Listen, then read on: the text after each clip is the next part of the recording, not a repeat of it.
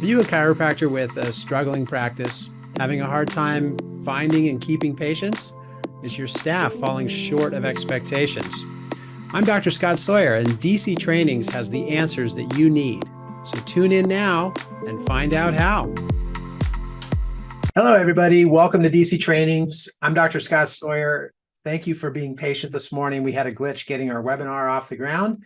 And which is not good timing because we're kicking off module 5. So welcome to our webinar today. This is week 1 of module 5, module 5 being lifetime care and week 1 being ongoing visits, which I'll show you in a minute. But we're going to do something special today because, as I said, this webinar is kicking off our module, the module 5 series. And so what's special about this is we have kind of an intro to sort of introduce you to the concepts that we'll be covering in module 5, which is a huge part of all of our practices, right? We have the bulk of patient care happening within the topics that we cover in module 5. So there are 3 big sections in DC Trainings, and this is a big one. So anyways, without further ado, let's jump right in. And again, sorry about the delay in getting started, but we are here now and ready to go. And so let me just share my screen and pull this over here. There we go. All right. Oops. Sorry, I'm just moving a couple things around and then I can share my screen. Okay, here we go. So yes, we're going to kick off lifetime care, and we're going to dive in, like I said, in terms of an introduction here. We're going to dive into a couple of points to set the stage. And and I'm still moving a couple things around, so bear with me for just a moment. There we go. Got it. Okay. And as always, if you have a question or a comment or something, or that you need help with clarification, just type it into the Q&A box and I'll be happy to answer those for you at that time. So anyway, so here we are, lifetime care. Now, we do have some new folks on the webinar today. So just a little bit about me. I'm Dr. Scott Sawyer. I live in Santa Cruz, California. Been here my whole life. I love chiropractic. And I love chiropractic because it is the best healing arts profession in the world. We see miracles every day, and module 5 is about providing care for all of our patients, right? As I said earlier. So my question for you is, how big would your practice be if you just gave it away? If you just gave away all the care? Probably be huge, right? And I know that's not possible, but the point I want to make, and we're going to cover this in this module, is what if you could work with every patient to make sure that they received all the care that they need and that it was both beneficial and affordable for them, and at the same time, profitable for you, right? Because we just finished the module financial arrangements. So I've shown you how to make it profitable. Before that was module 3, which is the report of findings. I showed you how to set up an extended care plan for your patients, and so that way you're recommending all the care that a patient needs. So today we're going to combine that strong profit margin, and then we're going to combine that with retention. And then going into module 5, we're going to ensure that there's follow through. So this is really how you build the volume of your practice. And as it says on the screen, I've been in practice for 26 years. I average about 150 patients a day. Yesterday, we were a little short of that. I think it was about 142 yesterday. So, there's ebbs and flows, and that's fine. Now, why do I get so excited about chiropractic? Well, the reason why is because of our heritage. BJ and Dee Dee Palmer, right? We wouldn't be here today doing what we do and what we love if it wasn't for BJ and Dee Dee Palmer. So I just, want to give a huge shout out to all of our forefathers in chiropractic. But just to make a point, BJ Palmer has a great book, As a Man Thinketh. I recommend it for everybody, but it's loaded with quotes that BJ wrote. And one of those quotes says, if you want money for things you sell, build the reasons why customers should buy it. or buy them, I guess, things you sell. So if you want money for things you sell, then build the reasons why your customers should buy them, right? That's directly from BJ Palmer. So we've done that in the last 2 modules. Now we're going to follow through with that promise in terms of building retention and follow through and ensuring the best possible results for our patients. So I want to really encourage, just for a moment, I'm going to expand the screen because I want to encourage all of us to really look at the big picture when it comes to chiropractic care. Hopefully, nobody on this call right now only gets adjusted when they're hurting, and that's it. And when the pain's gone, they stop. Hopefully, we all either are doctors and we know better, or we're CAs and we've been informed and educated about the maintenance, or the long-term benefits through maintenance chiropractic care, right? So I'm assuming that everyone on this call has that sort of ingrained into your routine in terms of getting adjusted to stay healthy, right? So with that being said, we can compare that with mainstream medicine, right? Because mainstream medicine has a very different paradigm. And that paradigm says this: while other professions are concerned with changing the environment to suit the weakened body, chiropractic is concerned with strengthening the body to suit the environment. Now, I think that right there it's a great quote, and it really sums up our philosophy when we compare our philosophy to the philosophy of mainstream pharmaceutically based medicine. Now, medicine saves lives every day. I don't dispute that. It's a great thing that we have medicine to help patients across the board. The beef that I have, or the shortcoming, I think, falls when we start to mix pharmaceutical products with healthcare, not sick care, not crisis care, but healthcare and pharmaceutical products don't work together. They don't go together. It's like oil and water. So I love that quote. Now, we're going to continue that because in terms of medicine is the study of disease and what causes a man to die.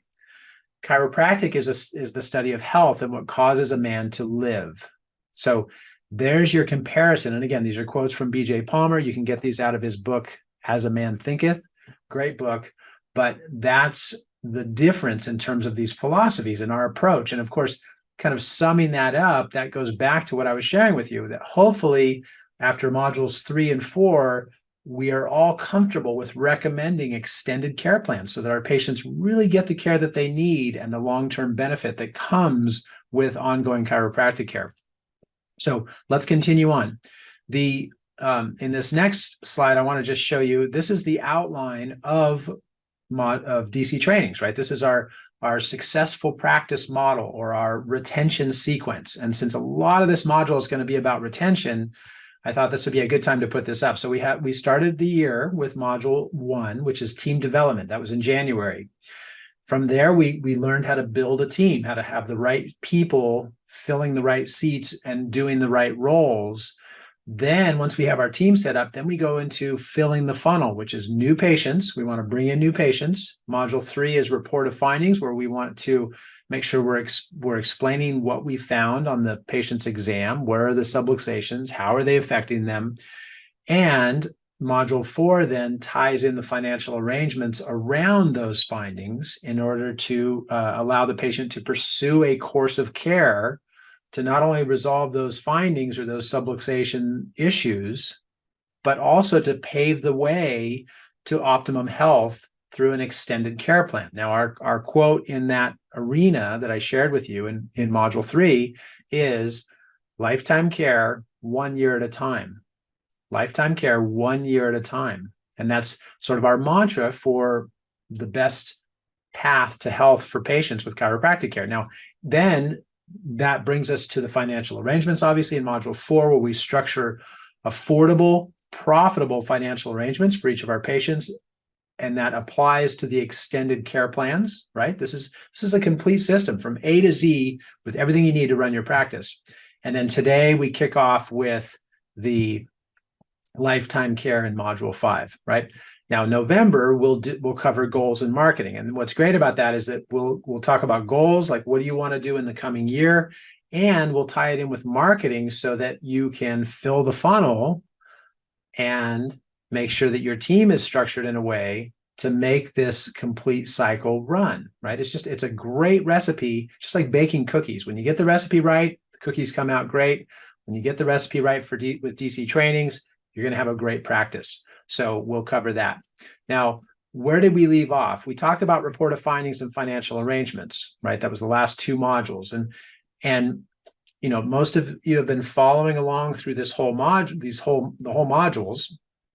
The whole process can be a little daunting at first, but if you focus on just a couple of high points, and you'll see it's much easier. Now, if you're not doing these, you're not ready for that, but it's coming. But if you are, then what is it? It's time for, well, actually, no, just to say, this was a 35-minute time frame that we covered in terms of bringing a brand new patient that doesn't know hardly anything about chiropractic care, bringing them all the way through an understanding of chiropractic care in a way that they're willing to commit to a year of care and invite their family, right? At the bottom here, it says family care, right? For a whole year, right? So if you're doing these things, great. And then that means it's time for what? Lifetime care. And as I said, 1 year at a time. Now, when you get to that level, and many of you are at that level, you know what I'm talking about when I say how powerful this is, right? I mean, here's my team. And we have a great team, right? We work hard together. We serve a lot of patients, and we make it happen in a way that our patients receive excellent care and everything runs smoothly, with just like I showed you on that retention sequence. So in this module, I want to cover this for you because we're going to cover each of these topics over the next 8 weeks in bite-sized pieces, right? We're going to start today with ongoing visits. We're going to talk about from the CA's role and the office flow role position, how to organize your office so that everything just flows smoothly and patients come in, they know what they know what to expect, they've learned how the process works, and we're going to talk about that whole sequence. Then next week, we're going to get into the DC ongoing visits. So that whole flow of adjustments from the doctor's perspective, how to provide the best care, how to make it consistent, how to meet your patient's expectations or even exceed them.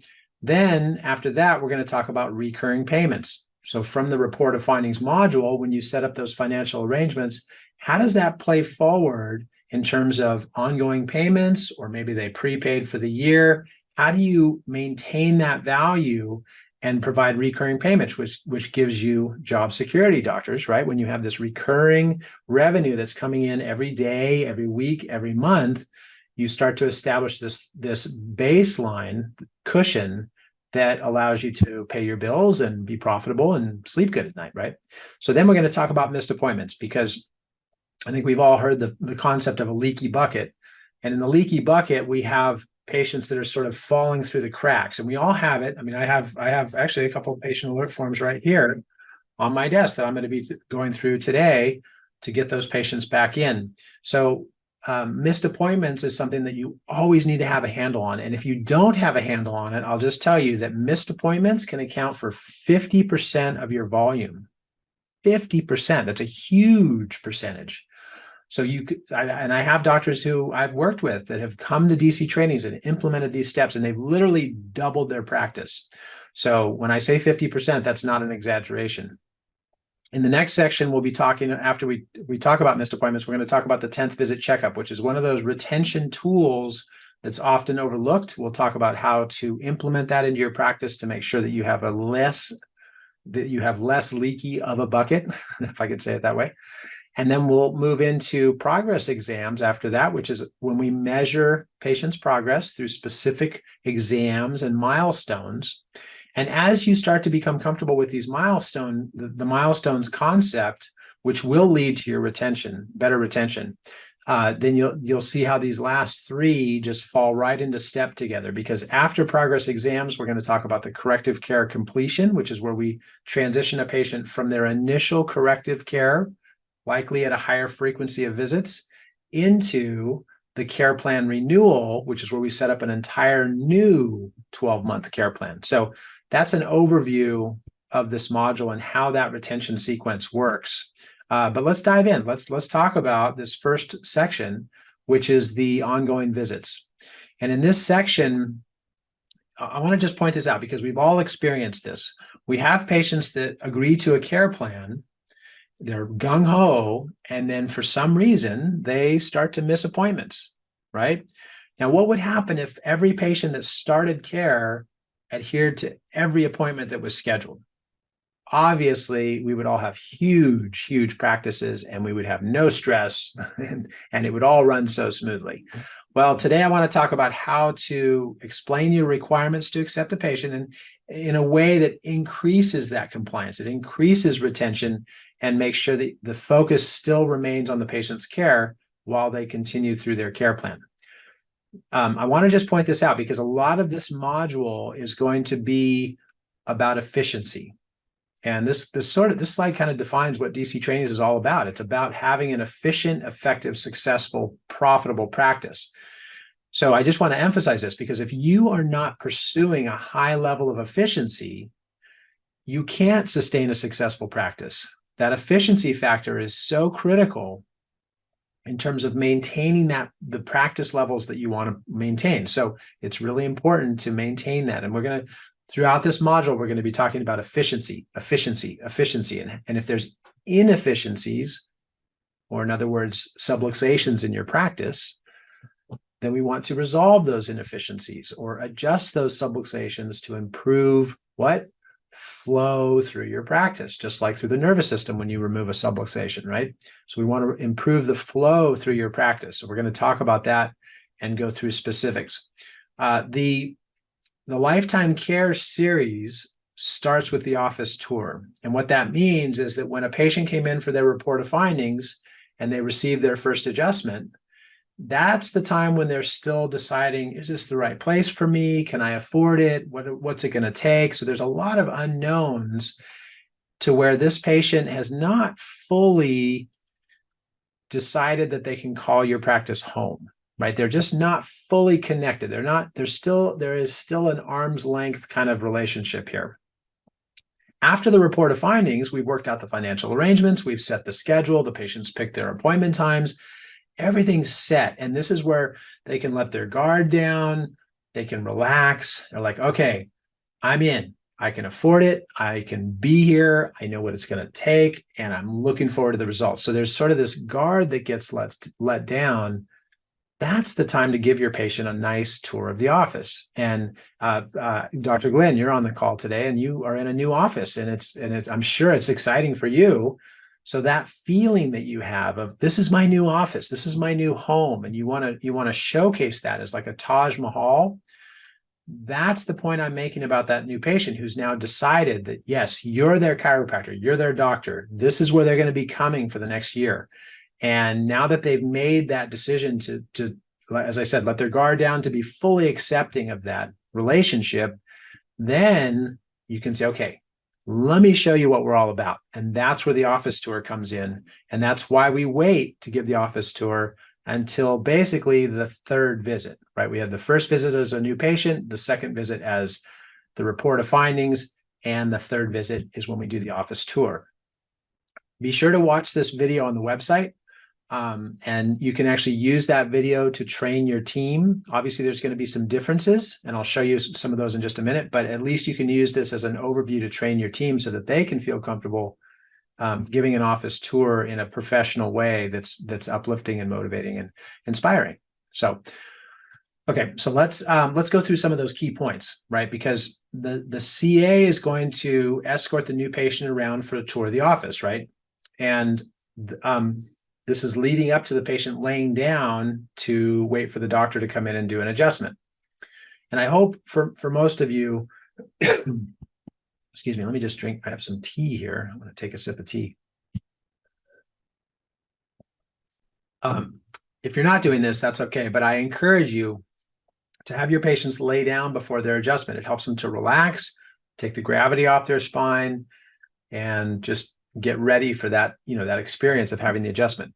But I digress. So the office tour is done by the CA, and here's some pointers. Now, again, you might have variations in this depending on your style of practice or the layout of your office, but these are some of the high points that I recommend you incorporate into the tour. The first one is the check-in system. Whatever check-in system you have, whether you use paper travel cards, whether you use files, whether you use an electronic check-in, either way, showcase that, make it a special thing. So, when you come in, here's what you're going to do. You're going to come in and you're going to have your file here, or I'm going to hand you a travel card, or you're going to use your card to check in and pull up your file. Whatever it is, let the patient know what do they need to do when they come in. In my office, they come in and they scan their card, or they have an app on their phone and they simply scan the barcode or the QR code on their phone, and it pulls up their file. And then that means they're in the queue to get adjusted. So from right there, they go and they sit down. And that's our check-in system. So it's very simple, very streamlined. It's technologically, it's kind of a wow factor, but it's simple and streamlined.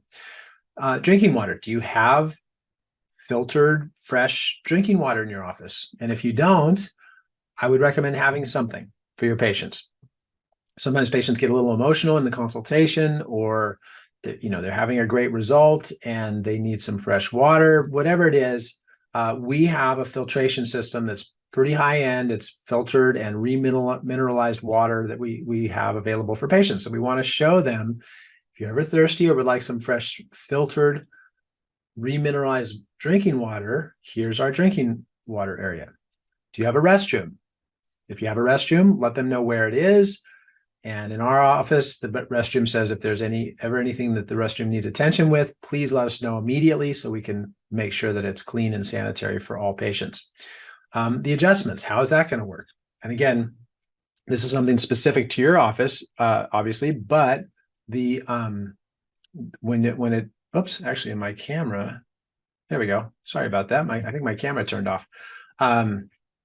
If anything ever changes with technology and there's a subluxation in my webinar, just raise your hand or type in a comment and let me know. I think it turned off for a minute, but anyways, it's back.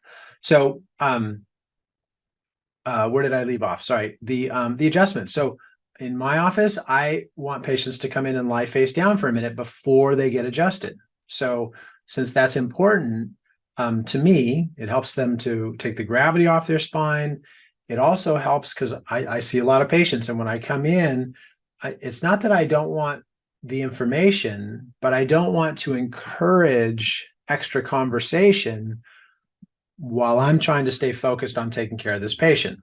So I'll give you an example of what wouldn't work in my office, especially for a more high volume or efficient running practice. I don't want to walk in the room and have the patient tell me, okay, doctor, here's where I'm hurting today. And this started from something I did last week. It's like this, and here's some details about it, and it's affecting me in these ways, and dot. I don't need all that. I mean, I already have their file. I know if there's any contraindications to me adjusting the patient. I already know where their subluxations are, or at least the primary ones.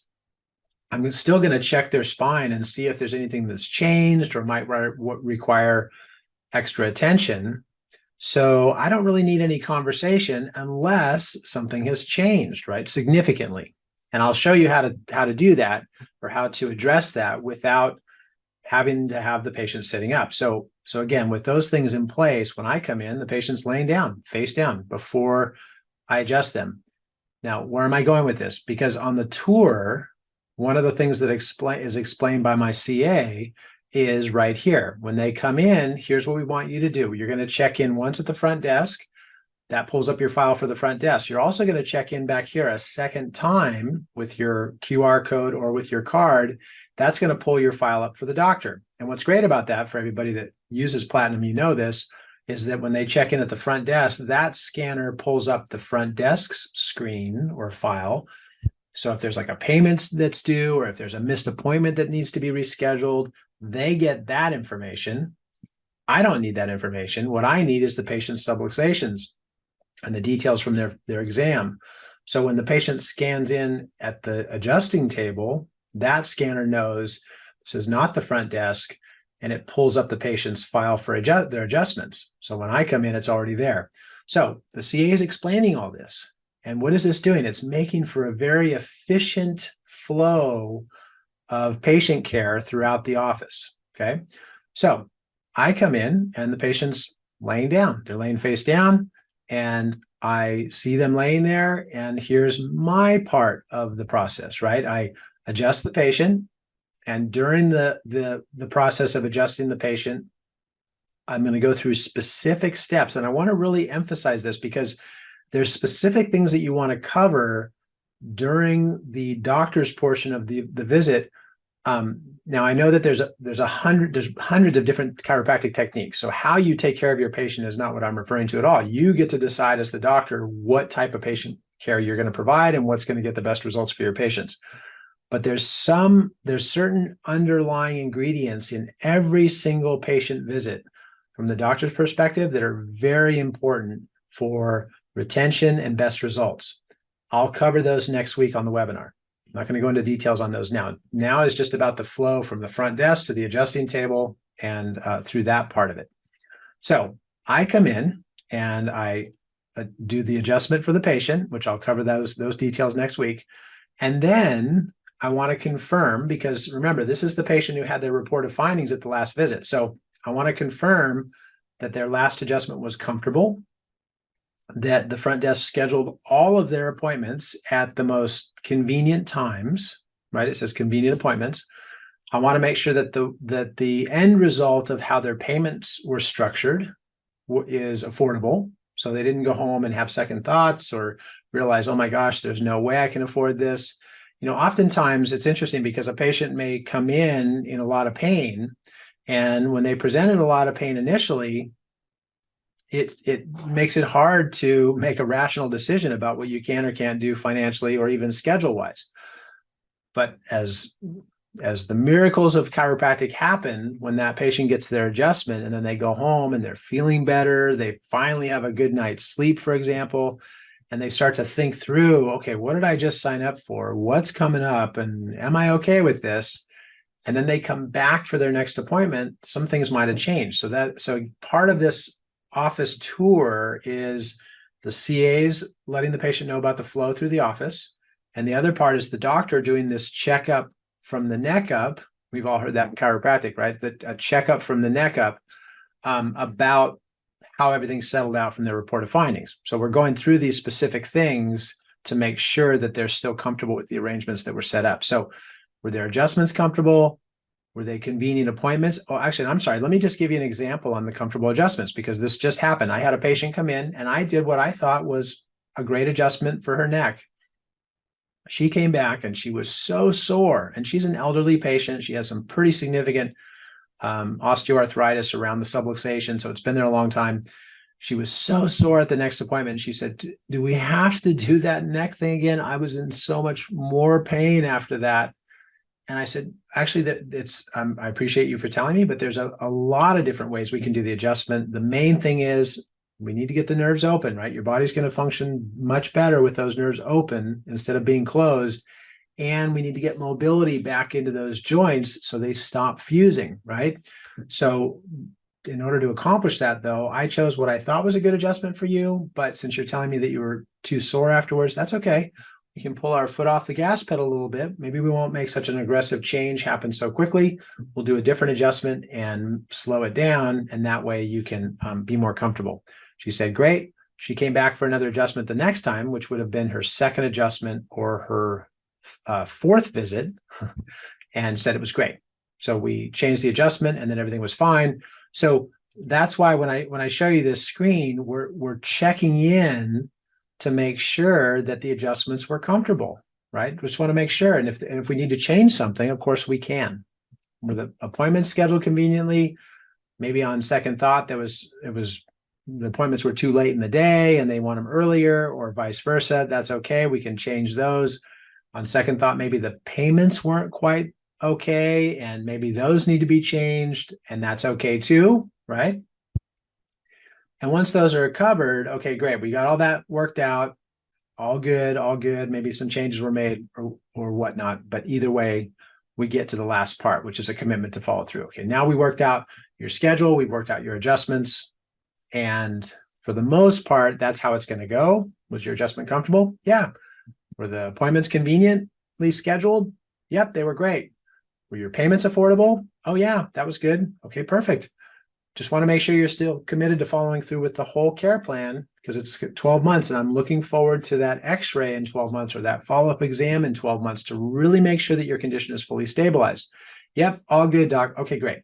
And then you're set, right? Then you went through that process. Takes about 5 minutes, and you've now hit the ground running for what will be a very successful long-term care plan with great retention, great follow-through, and obviously the most important is great results. Okay. Okay, so let's keep going though, because we want to cover another really important aspect of efficiency in your practice, and that is the difference between production time versus patient time. Now, patient time, we'll start there, is when patients are in the office. And as I think all of us are aware, if you're calling to verify insurance benefits, or you're following up with a patient who dropped out of care and you just want to track them down and you're finally getting a hold of them, those are not the time to have a line of people at the front counter trying to get in and get adjusted or ask you to change their appointments. That's not the time. So we can't mingle, we need to have a clear separation, is a better way to say that, between patient time and production time. Production time is where you're focused on production items, and those items are corresponding with missing patients, following up with or reactivation of former patients, insurance correspondence or insurance work, billing stuff. Like, that's all production time stuff. And we want to be clear about separating those two from each other so that you don't get overwhelmed, and of course you maintain optimum efficiency. So let's dive into this. I'll give you some examples actually, because here are samples of patient times. So in my office, we have 2 hours in the morning of adjusting.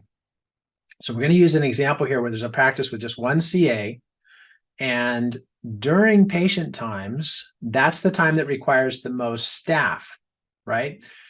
Patient time should be shorter when you're building a practice, right? You don't need to have 8 hours of patient time when you only have 10 patients. That's just it's not efficient. So when you're building a practice, you can shorten your patient times and have more production time. Obviously, a big component of production time when you're building your practice is going to be what? Marketing, right? But ultimately, patient time requires more staff. Patient time should be shorter in the beginning when you're building a practice, and then longer patient times as the practice is more established. So here's an example from my office, and obviously I've been established for a long time. But we have 2 hours in the morning, and it's from 7:30 to 9:30. This is an example on a Monday. Ongoing visits, that's our patient adjusting. We have progress exams, progress re-x-rays. We have new patients. Those are all done during patient time, okay? Next up, we have an afternoon patient time. So we have 2 hours. I'm sorry. We're still in the morning. So in the morning, we had 2 hours of adjusting. Now we're going to have 2 hours of report of findings and care plan renewals. Why do we even separate those? The reason why we separate those is because to do a report of findings or to do a care plan renewal, those are longer appointment times. We allow 30 minutes for that appointment. Not the same for an adjustment appointment. So we have 2 hours from 7:30 to 9:30, and then from 9:30 to 11:30, we shift gears, still patient time, but we do report of findings and care plan renewals. Then there's a midday production time. So what's happening in the production time? The production time is when we do patient correspondence, right? Recall letters, missed appointment phone calls. We post insurance payments. We look at aging reports of insurance payments that haven't come in yet. We stock supplies, right? If you have supplies in the office, that's stocking, ordering, getting new supplies, and team training. So this is when we do our team training during production time. So morning patient times, midday production time, and you'll notice at the top it says 1 to 2 CAs. We don't need as many people on the team at the office working when it's production time. So things can slow down staff-wise. Maybe that's when they're taking their lunches, which they would stagger. So there's always someone there, but that changes, okay? Then we come back for PM patient time. So we come back after lunch. Once again, jump back up 1 to 3 CAs, depending on how busy your practice is. For the afternoon, we have 3 hours. In my office, that's from 3 to 6. And again, this example is on a Monday. During that time, this should look familiar. Ongoing visits, progress exams, progress x-rays, and new patients. That's it. That's all that's happening during patient time, okay? Okay, so continuing on, That's our day, right? That's the whole day. We have 2 hours of adjusting, 2 hours of report of findings CPRs, 3 hours of adjusting. So here's some ways that you can optimize your patient flow. And I want to give you some examples here that basically come from the front desk, because we're talking about ongoing visits from the front desk perspective. So what is the front desk doing to optimize patient flow? Well, the first is answer the phone. I put an exclamation point there because I can't tell you how many times I've called offices of the doctors that are members of DC trainings, right? They should know how to run a successful practice, and nobody answers the phone. So at the very least, get call forwarding.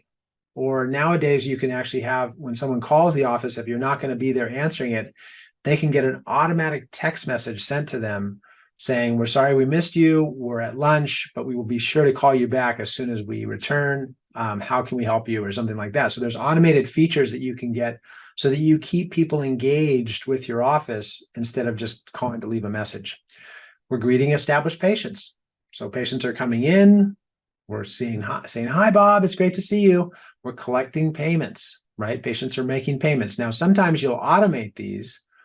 And in that case, this would change, right? Because if it's automated and you're electronically collecting payments, which I recommend that you do, and I showed you how to do that in module 3, module 4. But if you're set up with automatic payments, then what's the front desk doing? Well, they're talking to patients whose payments didn't go through, right? If their credit card expired or they switched to a different bank account, then you need to be able to stop the patient and say, oh, by the way, before you go back and get adjusted, let's get this fixed with your payments, okay? And providing various forms. What type of forms? We have ouch forms, call forms, patient alert forms, all these different forms that we need to provide for our patients. So this is the ways that we optimize the patient flow from the front desk. Now I'm going to keep going because it continues. What else is going on at the front desk? Well, we have new patients coming in, and there's a specific type of greeting that we do for new patients. So we have to know how to recognize, here's a new patient and here's an established patient, and what's the difference. We want to listen for referral opportunities. And this is a great one. I mean, this just happened on Tuesday this week. I had a patient who came in, and she went to the front desk, and she actually she brought her mother with her. And she said to the front desk, does chiropractic care help with shoulder problems? Now, obviously for the patient, that's not what she came in with. And patients tend to do that. They'll sort of gravitate towards their own symptoms as the only thing that chiropractic care helps with. But she was asking, does chiropractic care help with shoulder problems? And the CA at the front desk said, well, yes, we have lots of patients that have come in with shoulder problems with great results. And she said, oh, that's so great. I'm glad to hear that, because I brought my mom today. I was curious if this is something that maybe could help her. She's having a shoulder problem. And my CA said, oh, I'm so glad. And it's nice to meet you. Thanks for coming. We have many patients with those types of symptoms that we've helped. Let me actually send you back, because the doctor would love to meet you, and he can ask you some questions to see if maybe there's something we can do to help you. So that patient then went into a private room with her mom, and I did a spinal exam with her mom, determined that, yeah, I think there's something we can help you with. And we set her up as a new patient. So that's another coordination of the front desk. Now, I'll tell you what the alternative is, and this is unfortunate because many offices fall into this trap. If the CA at the front desk doesn't listen for referral opportunities, like the screen said, then the patient might assume, oh, the doctor's too busy. He doesn't have time for me to ask questions, or doesn't have time to meet a new patient while he's seeing me. So I'm not going to bother him or her with my questions about my mom while I'm being taken care of, because he's too busy. And as a result of that wrong impression, the patient goes back to get adjusted, leaves her mom in the lobby, doesn't bring it up with the CA, and the mom misses out on getting chiropractic care. So you can see how this could be a vicious cycle. So we want to, once again, going back to the screen, we want to make sure that our team is trained to recognize and listen for referral opportunities that come into the office. Also, rescheduling missed appointments. If you have patients that have missed an appointment and maybe you called them to reschedule, but they didn't answer, so you haven't actually been in touch with them since that missed appointment, and yet they came in for their next appointment, so they're standing right in front of you, that's the time to reschedule that missed appointment. I want to just share this with you because this is, and I know we're going to run right up against the hour. So let me just say, if you have any questions, now would be a good time to type those in. Just so I don't want to gloss over them, but we are going to run pretty close to the hour.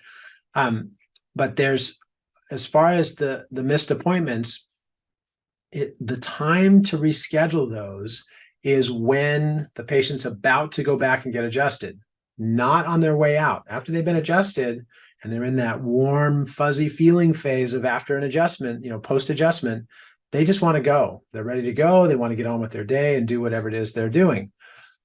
When you have a captive audience is when they check in, and that's the time to reschedule any missed appointments before they go back to get adjusted, okay? Now, in the Platinum system, on the screen that I have as the doctor, there's a little window where I can see if a patient had a missed appointment, and I can also see if that appointment was rescheduled or not. So my team knows that if I see a patient with a missed appointment and that appointment has not been rescheduled yet, they're going to hear about that from me.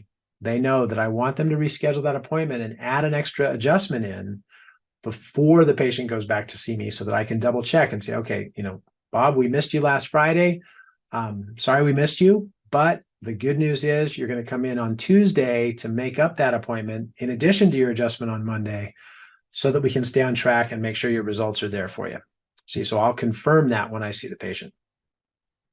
And then lastly on that list, let's go back to the list, was to handle DC requests. So in this case, like yesterday, I had a patient that came in who's a Spanish-speaking patient, and I'm not fluent. So the patient started talking in Spanish, and she was talking so fast I couldn't understand her. I could pick out a couple words, but I wasn't confident that my understanding was enough to really understand what she was asking. So I walked her up to the front and I said, "Can you translate her question for me?" And they did. And actually it was a great question, because it was a question about, she had an elbow problem, and I adjusted her. I didn't even know about the elbow problem, but I adjusted her, and the elbow problem went away, and she was just curious if that could have been from the adjustment. And that's the miracle of chiropractic. But she was asking me about it. I didn't understand it. So my point is, on the screen here, handling DC requests. If I'm at the front desk and there's a bunch of patients in the lobby looking at me standing at the front desk, asking the front desk to help me with something, those patients in the lobby know that I am not in the back adjusting patients, which means the whole flow has suddenly stopped. And they're all looking at me, and while they're looking at me, what's going on? In their mind, they're saying, "Doctor, you need to be back there, because if you're not back there, I'm going to be sitting here longer." So the job of the front desk in terms of efficiency is to make sure that if the doctor comes up with any request, that they handle it immediately and as fast as possible and get the doctor back to the adjusting table, right? So anyway, they all know that. And so when I walk up to the front, everything stops. Even if it seems kind of rude, they know I have to interrupt, because what I'm doing is more important, so I can get back to adjusting. Okay, so I just want to kind of wrap this up, because remember that ongoing visits is 80% of your patient care. I mean, when you consider a new patient versus the report of findings versus ongoing like re-exams and stuff like that, care plan renewals, 80% of that patient care is ongoing visits. And because of that, your skill and your training come to fruition here.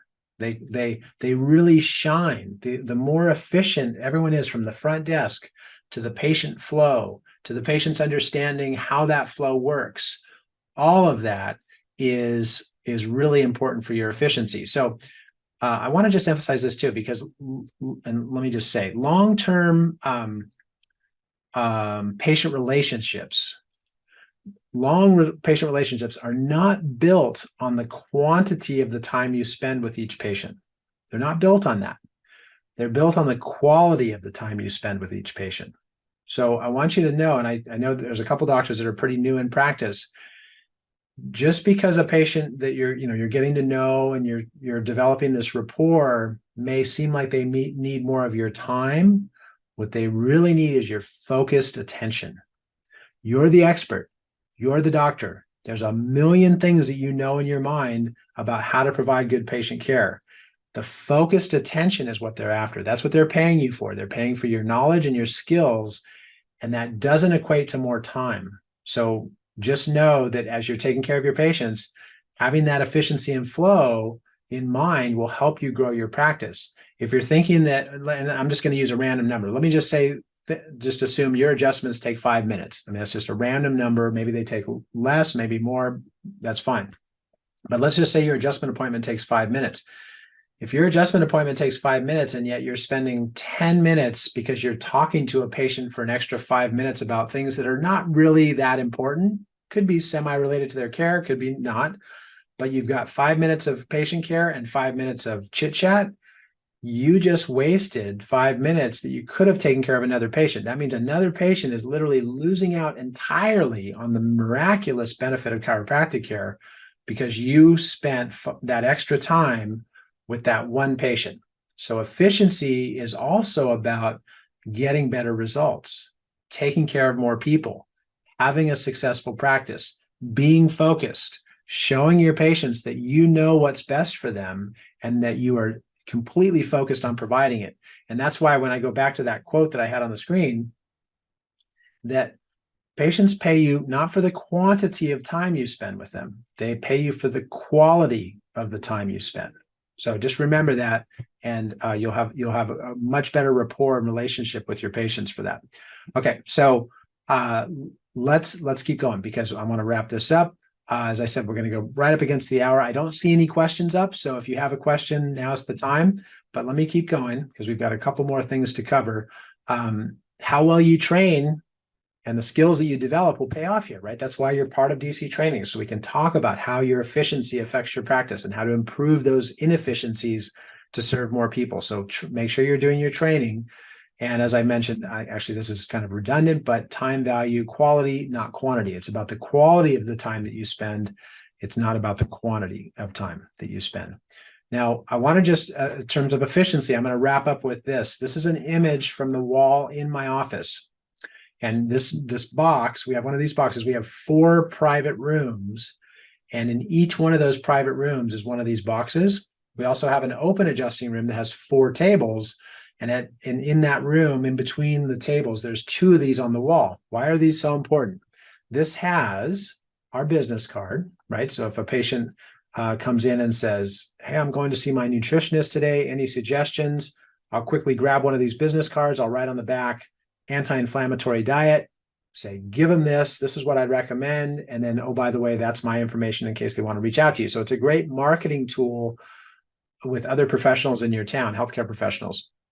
Over here, we have appointment cards. So that if a patient has missed an appointment, or I want them to make up an appointment, or I want them to come in for an extra appointment, I simply hand them the card and say, take this to the front desk and they'll help you with that appointment. And it gives them like a baton pass. I'm giving them something that they can take with them to hand to the front desk on their way out. There's a call form, and there's 2 of them here. One's in Spanish, one's in English. And that way, if it's during adjusting when I'm, fairly busy and I'm moving quick, and a patient says, oh, by the way, I want to ask you about, my nutrition. Can I ask you about that? Well, I hadn't accounted for extra time with you today. Go ahead and fill out this call form. I'll call you after I'm done with patients, and then I'll have your whole file in front of me, so it'll be better. And we can talk about your questions on that call form. So it's a great way to improve efficiency. The last one here is the ouch form. And on the ouch form, that's for patients who have a significant change in their condition. Now, during the adjusting, like I've talked about, we're seeing a lot of people.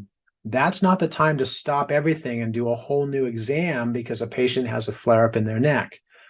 But we don't want to not have records about it. So the ouch form is a great tool for your patients to communicate with you in an efficient way and show you that they have a flare-up or a change in their condition or some significant change or symptom. And it doesn't take a whole lot of extra time for you. You can look at the ouch form and say, oh, they're having a neck flare-up, and it happened after they slept wrong. Well, okay, I don't think I need to take new x-rays for that. Or it could say, I have a neck flare-up. I was in a car accident yesterday. Oh, well, that's different. Maybe I do need to take x-rays. So it helps to guide you in terms of to what extent you need to change your approach given a symptomatic flare-up. And how long did that take me to look at that note and see that? It happens like that. as opposed to a patient sitting up on the table and saying, hey, let me tell you today, my neck's hurting. I didn't sleep so well last night. I had to take a couple of Advil. I tried to sleep, but I couldn't get positioned right. And boy, I tossed and turned all night and I'm really tired today. And, it's really hurting and I'm hoping you can help me. And it's right here, but it's a little bit here too. And it's kind of over there at the same time. And it travels down here. And oh, by the way, I was in a car accident yesterday. It's like, whoa, okay, all that stuff you just told me, I appreciate it. But you know what? We need to get you right to the exam table. We're going to update your x-rays. I want to see how severe this car accident was, right? So it's kind of, it helps to really cut through a lot of superfluous information that's not relevant yet and get you right to the point. So I highly recommend these forms and they're all available on the website at dctrainings.com, which I can show you here. On DC Trainings, we have a travel card sample for you. And that's if you're not using a computerized EHR program, we have travel cards that you can use. So if you're just paper and pencil or paper and pen, excuse me, these are great travel cards to document your patient care. And I can train you on how to use those if you are going to use those. We have the ouch form here, and it's both in English and in Spanish. So this is really great. We've had this request from all of you where you need these forms in Spanish because you have a lot of Spanish patients. Great. We've got that for you. So that it's both in English and Spanish. We have the call form. There's a sample for you, but we have the call forms on there, and those are also in Spanish. Here we have a sample care plan, and this is a 12-month care plan with the milestones specifically outlined in it. This is a roadmap to success, both for the patient and for your office. So it's a great sample. Take a look at that. You'll see how to structure a year-long care plan. And then this is our weekly topics for this module. So that's available on the website. You can take a look at that. That's all the materials that we're going to go over through the next upcoming 8 weeks. And that's available on the website. So actually, I think it's going to have me log in again. So with that, I know we just went over a little bit, but I just want to open up the line for questions and ask if there's anything I can help you with. So questions, raise your hand, going once, going twice. I didn't see any hands up when I asked before. Given, in respect of your time, I'm going to go ahead and cut it off because we're up against the hour.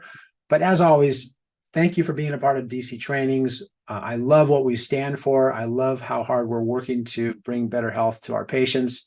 And I'm proud to be in a group like this with a bunch of like-minded chiropractors. So again, thanks for being part of DC Trainings, and I will talk to you next Thursday. Have fun. If you would like to become a member of DC Trainings, be sure to head on over to dctrainings.com to get started today.